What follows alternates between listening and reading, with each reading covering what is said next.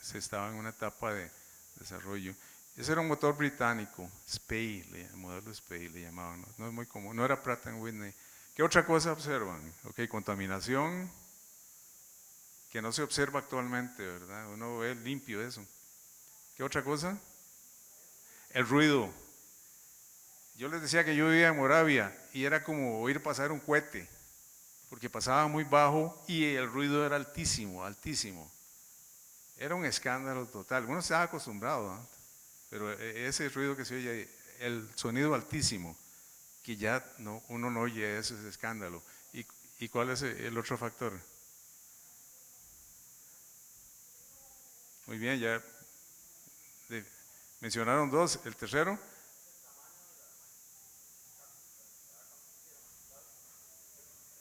Bueno, no exactamente. No. ¿Ustedes han visto despegar los aviones actuales? El ángulo de ascenso. ¿Han visto que ahora los aviones hacen así? Y después se nivelan y dan la vuelta. Esos aviones no podían. Entonces, el ángulo de ascenso era muy bajo. Por eso por Moravia pasaba muy bajo, porque todavía ya por Turrialba cuando iban por Turrialba iban elevándose ya. Porque con carga les costaba mucho, el ángulo de ascenso era muy bajo. Tres factores que actualmente están superados, ¿no? Y lo vamos a ver.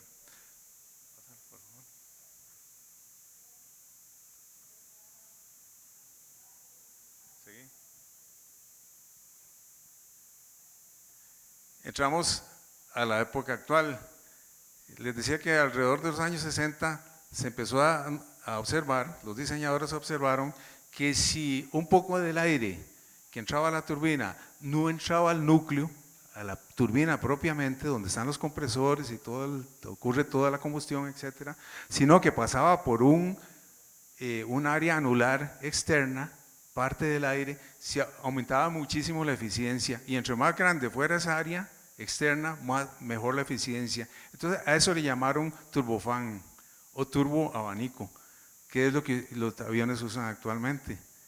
Pero fueron aumentando la cantidad de aire que pasaba por fuera. Siempre tenían la turbina central con características similares, pero haciendo un bypass que llaman de aire en el exterior, en un área anular exterior. Y eso se llama turboabanico. Este es uno de los fabricantes, bueno, Rolls-Royce introduce este en el 72. Este fue uno famoso. Y vean lo que pasa ahora. Veamos qué habíamos visto antes. Habíamos visto compresión. Aquí está el compresor. Habíamos visto otro compresor. Este es compresor de baja, compresor de alta. Y la presión se lleva a valores muy, muy altos. Actualmente lo llevan hasta casi 50 veces la presión atmosférica. Imagínense lo difícil que es eso. Por las fugas. Entra a cámaras de combustión y aquí vean que ya hay más turbinas. Esta es una rueda de turbina y estas son tres ruedas de turbinas juntas y viene el escape. Resulta ser que en estos aviones, bueno, este es de tres carruchas que llaman. Esta turbina mueve este compresor y estas tres mueven, perdón, esta es una rueda de turbina. Esta rueda de turbina mueve el compresor de alta, la primera, que es la que coge más potencia. Esta mueve este otro eje, que es un eje hueco, son ejes huecos coaxiales, mueve el de baja compresión. Y estas tres turbinas posteriores, que ya cogen el residuo de la energía, mueven un abanico frontal. Ese abanico frontal es el que le da el nombre de turbofán, fan ese abanico. Y lo que tiene es una gran cantidad de álabes y vean que parte del aire entra aquí, en esta área anular central, y parte del aire, una proporción mucho más alta, se va por el exterior, impulsada por el abanico. Entonces, ¿qué pasó con los motores? Que se dieron cuenta que entre más grande fuera el abanico, mayor eficiencia, entre más aire desviaban, externamente mayor la eficiencia. Por eso los propulsores actualmente, que son turbofan, son tan grandes, son monstruosamente grandes. Si ustedes ven, cuando lo ven de frente, ven un montón de aspas. Este es el abanico precisamente que se encarga de dar la mayor parte del impulso de la propulsión. Entonces, en los propulsores modernos, el 80% de la propulsión depende del aire que va por fuera y nada más el 20% es por chorro, por reacción. Antes, en los anteriores, era el 100% por chorro, no había aire exterior recorriendo. Actualmente es solo el 20% aproximadamente o menos es por chorro del empuje, entonces el 80%. Vean lo importante que cambió. ¿Y qué pasó con esto? Que aumentó la eficiencia de combustible, menos consumo de combustible, cayó drásticamente con estos desarrollos, que pues, lleva muchos años, por supuesto, muchos modelos y mucha competencia. Esto favoreció mucho el sonido, se hicieron muy silenciosas los propulsores, y después el valor del empuje, o sea, los newton de empuje, llegaron a valores altísimos. Por eso es que entonces, menos ruido, ya no echan humo, ustedes no ven humo en una turbina de estas, en un turbofan, y los ángulos de ascenso de estos aviones son increíbles, ¿verdad? Depende de la carga que lleven también, pero ustedes pueden tener ángulos casi de cohete, como vamos a ver ahora en un avión vacío de las nuevas generaciones de la Boeing. Entonces, sí, puede seguir. Este es el mismo motor, el RB211, fue un avión, esta fue una turbina famosa, RB211 de la Rolls-Royce. Todavía hay aviones que lo usan, el 757, no sé si ustedes distinguen, 757 lo veo uno pasar a veces, y lo usan, algunas líneas comerciales lo usan actualmente, usan este motor modificado. Vean lo complejo de los motores por dentro, ¿no? Porque tienen que tener muchos componentes de sensores, sistemas de enfriamiento muy complejos, la electrónica. Actualmente la Rolls-Royce hace, y creo que los otros fabricantes, seguimiento en vivo de todos los productos que tienen. O sea, ellos saben la temperatura de todas las turbinas que están operando, las condiciones en que están operando, las revoluciones, etcétera, en el mundo. Bueno, tiene una historia esta. Los ingleses, como siempre, llevaron palo, ¿verdad? Cuando trataron de desarrollar estas turbinas con 3 carruchas, porque la Pratt & Whitney se quedó con 2 carruchas, estos pasaron a 3 para mayor eficiencia. El esfuerzo tan grande de investigación que hicieron quebró la empresa Rolls-Royce, fabricante de turbinas. Ellos quebraron por ahí del 72, y el gobierno tuvo que tomar la empresa para no dejarla morir, porque se iba una ciudad completa, se iba con la Rolls Royce, que era donde estaba la fábrica, y la lograron salvar y siguieron adelante. Pues pasaron a otra generación, pero aquí originalmente desarrollaron, ¿no?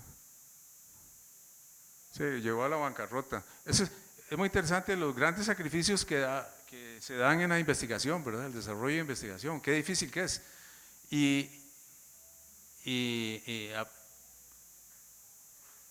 Invierten miles de millones de dólares para lograr un desarrollo en competencia. Pueda que no vendan lo que esperan vender porque el otro hizo algo mejor. Actualmente hay una lucha entre una subsidiaria de la General Electric y Pratt & Whitney, una lucha pero bravísima, con dos modelos muy similares. Y dice uno, tantas inversiones de 20 años, ¿verdad? Tal vez de investigación y todo, y al final no van a vender lo que esperan vender, ¿verdad? Se les va el otro arriba porque por algún detalle lo superaron. Entonces, esa es la verdadera competencia en esos niveles, ¿verdad? Este es el nuevo, un moderno, el sistema turbofan moderno de la Rolls-Royce. Es interesante porque las revoluciones de estos motores son altísimas, pero vean que como tienen 3 ejes, esto va más de este sistema aquí, la primera rueda de turbina conectada a la etapa de alta compresión va a más de 10.000 revoluciones por minuto. Pueden imaginar 10.000 revoluciones por minuto, es una locura. Realmente es increíble. Y la segunda, que es esta baja compresión, va a más de 7.500 revoluciones. Y finalmente el abanico va a más de 3.000 revoluciones. O sea, por eso cuando chocan un pájaro ahí es un desastre, porque han visto los accidentes con los gansos y pájaros y todo, que pegan con el abanico precisamente. Entonces los diseñadores tienen que considerar eso. ¿Se imaginan toda la tecnología que hay que involucra el diseño de estos álabes, ¿verdad? De más de 20 álabes tal vez, por las fuerzas centrífugas que se generan, por las revoluciones, tienen que prevenir los choques con aves, pero toda la potencia o todo el empuje le está generado en la mayor parte por esto, ¿verdad? Entonces, bueno, esto es qué pasa, ahora lo vemos. A la conclusión que llega uno ahora es que se pasó por una etapa de acción y reacción, que era el turbojet, propulsión a chorro, y se volvió otra vez a algo parecido a la hélice, ¿verdad? El abanico es una variación de la hélice en realidad. Entonces, los turbinas actuales o los propulsores actuales, en realidad, en gran parte el porcentaje de propulsión está dado por algo similar a las hélices. Se volvió al origen como empezaron los hermanos Wright, con propulsión por álabes, ¿verdad? Girando, claro, en otras condiciones, bajo otras tecnologías. Esto es, aquí rápidamente es lo que pasa, cómo aumenta la presión. Vea que aquí 40 veces la presión atmosférica, una presión muy alta. Esto es de la Rolls Royce, aquí en las etapas de compresión, baja compresión, alta compresión, mete el salto, vienen las cámaras de combustión y la temperatura para arriba y después baja cuando se realiza el trabajo. Temperaturas de 1500 grados centígrados, ¿no? Se puede imaginar gases saliendo a 1500 grados centígrados. ¿Cuál es el gran problema? Los materiales de los álabes de las turbinas tienen que recibir eso y soportarlo. Entonces, el problema tecnológico es muy complejo, porque entre más alta la temperatura, mayor la eficiencia de una turbina.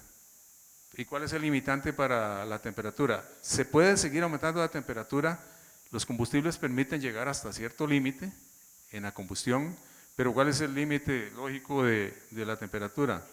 Los materiales, ¿verdad? Usted no puede seguir porque funde los álabes. Sin embargo, actualmente han hecho malabares, como la temperatura es tan importante, han hecho malabares para que los gases de compresión, los gases de combustión salgan a temperatura mayor que lo que resiste el álabe.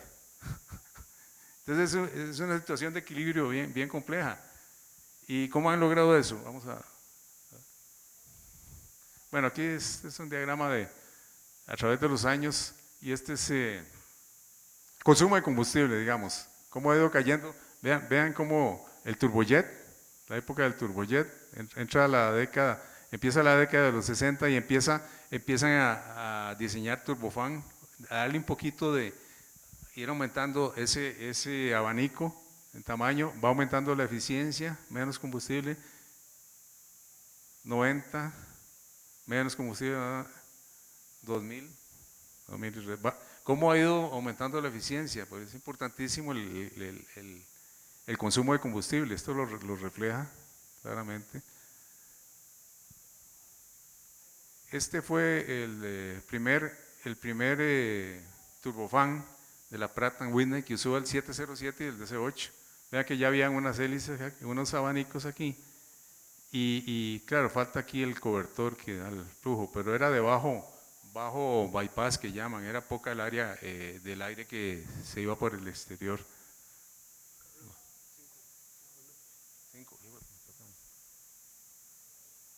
Este es tal vez el turbofán de mayor potencia que existe actualmente.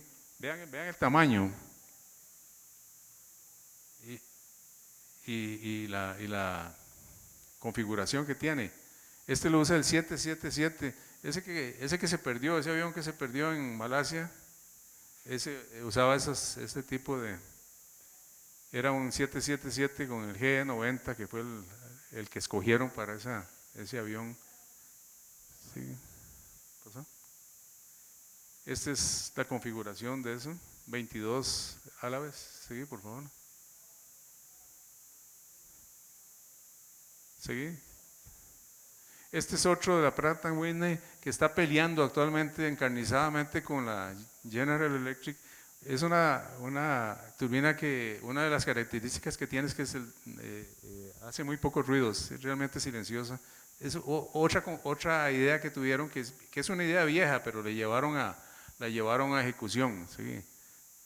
Este es un avión canadiense. Ellos lo que hicieron fue compresión, combustión, turbinas.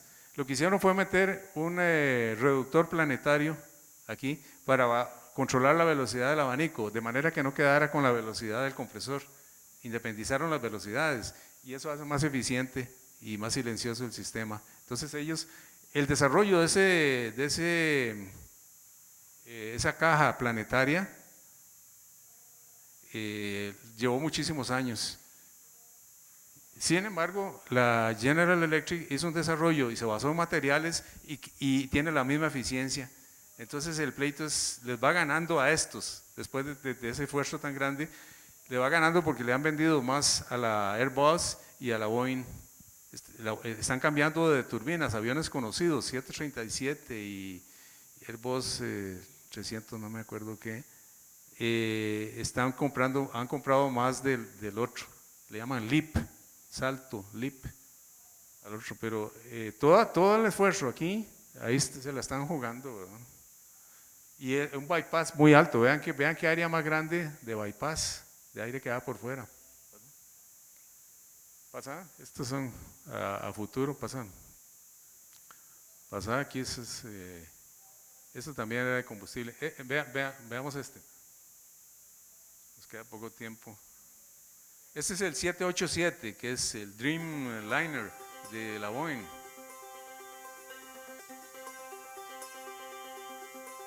Este es puro turbofan y son Rolls Royce. Nueva generación de turbofan. O sea, casi son del tamaño del grueso del fuselaje, el diámetro del fuselaje. Pero vean las cosas que hace un avión de estos. Claro, este no tiene sonido. Casi parece un perro.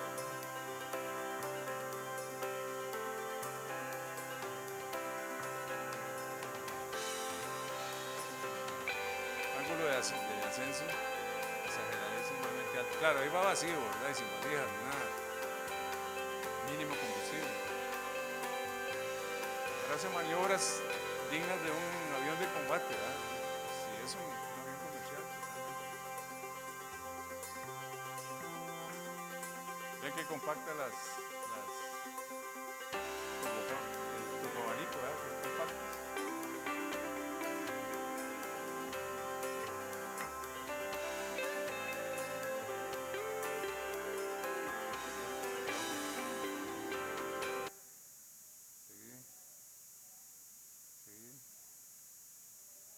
Este es interesante.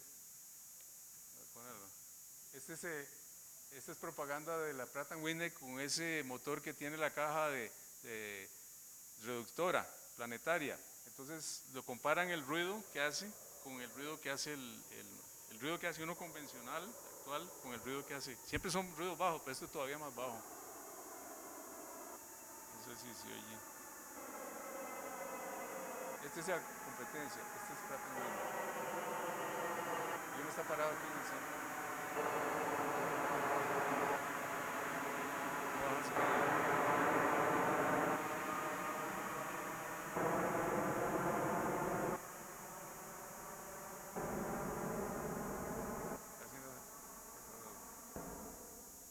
Pero claro, el problema es que no solo el sonido entra en la competencia, por sonido los comprarían, pero la confiabilidad en un fabricante, eso es importantísimo. La General Electric tenía una subsidiaria que era la CFM, que le vendió a los 737 por muchísimos años, al Boeing 737, las turbinas. Entonces están muy familiarizados con ese fabricante, entonces eso también afecta mucho.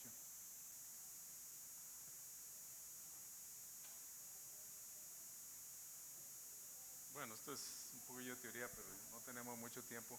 Es la segunda ley de Newton. Si uno quiere explicar el empuje que se obtiene, lo puede ver desde el punto de vista de cambio de cantidad de movimiento. Entre cantidad de movimiento en el aire que entra a la turbina y el aire que sale. Si uno hace las ecuaciones, llega a que, perdón, un toquecito nada más, llega a que el empuje es el flujo de masa, flujo de aire, en este caso, velocidad de escape menos velocidad del avión. Al final queda la velocidad del avión. Si esto es cero, sería la potencia del despegue, ¿verdad? El avión está parado, que es la máxima potencia que uno puede tener porque no le resta esto. Ya cuando va avanzando le va restando esto. Suena un poco paradójico, pero así funciona. Y hay que tomar muchas variables en cuenta, muchos parámetros en cuenta para entender por qué las líneas comerciales prefieren volar a 10 kilómetros para arriba de altura. Se gasta menos combustible y se tiene más velocidad, más eficiente es el vuelo. Entonces se pelean, las líneas se pelean porque les asignen alturas 10 kilómetros, una cosa así. Sí. Este es para el turbofán, hay una relación de masas, pero ¿sale? No tenemos tiempo. Eficiencia, aquí se ve que la eficiencia térmica, que es parte de la eficiencia total, depende de la temperatura máxima que se alcance en la cámara de combustión, T máxima. Entonces, entre más alto es esto, menos le resta uno al uno y más eficiente se tiene. Entonces, por eso es que se tiene una lucha muy grande para tener a temperaturas muy altas. Entre más baja la temperatura ambiente, más eficiente es la turbina también. Aquí se ve, ¿verdad? En esa ecuación, temperatura de entrada, ya temperatura ambiente. Entonces, a más altura, menor temperatura, entonces aumenta la eficiencia térmica también por altura.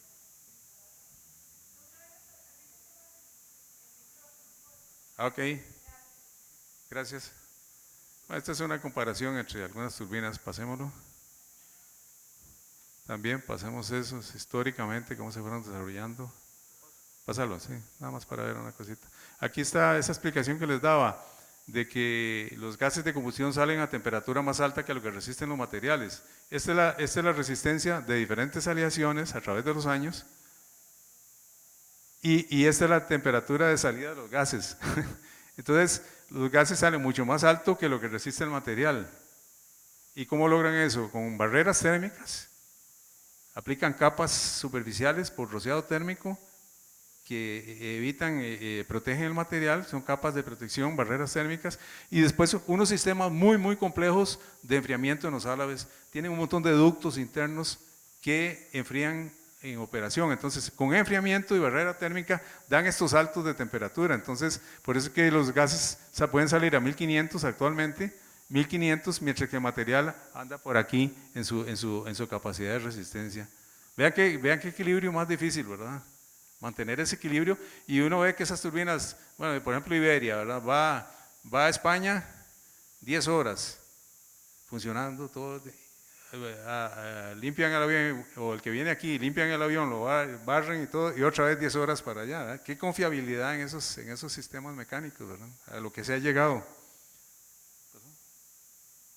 Estas son algunos sistemas de enfriamiento. Vea qué difícil construir esto, ¿verdad? Con huequitos aquí, huequitos por allá, y ductos internos y todo. Ya. Nada más para una cosita. Una cosita nada más. Ok. Sí. Esos son los álabes de turbina, muy complejos. ¿Sí? ¿Sigue? Por favor. Y lo que hicieron grande, yo no sé si ustedes han llevado algo de metalurgia y cristalografía, me imagino que todas las aleaciones que uno tiene, las que forman los muebles, lo que están aquí, son materiales policristalinos, están constituidos por muchos cristales, le llaman granos en metalurgia. Los fabricantes de turbinas se dieron cuenta que si evitaban que los álabes fueran policristalinos, de muchos granos, sino que se fueran un solo cristal, aumentaba la resistencia mecánica del sistema, del álabe. Y lograron desarrollar en formas tan complejas como esos álabes materiales monocristalinos, un solo cristal, no son materiales policristalinos, que es lo que da la naturaleza normalmente. Ese es un esfuerzo increíble, ¿verdad? Hacer eso en esas geometrías tan difíciles, para aumentar resistencia, bajar peso, etcétera, ¿verdad? Bueno, yo creo que podemos llegar hasta aquí, ya se agotó el tiempo, y si tienen alguna pregunta, pueden hacerla con toda, tenemos un margen para preguntas. 5 minutos, ¿sí?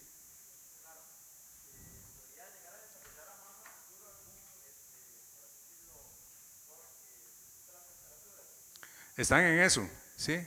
Si están en eso, están dejando las aleaciones, cambiando por materiales compuestos que llaman. Y lo ideal sería materiales cerámicos, ¿verdad? Las cerámicas resisten a altas temperaturas, pero hay algo similar a la cerámica que están desarrollando ahora que se llaman, las fases se llaman aleaciones intermetálicas, que llaman, intermetálicas que tienen picos de resistencia a alta temperatura. Entonces hay un esfuerzo muy grande. La General Electric, en esa competencia que se tiene, está compitiendo con Pratt Whitney porque están utilizando algo diferente a las aleaciones convencionales, están trabajando y de hecho se darán muchos avances en ese sentido, ¿verdad? Claro, claro, estamos. Gracias.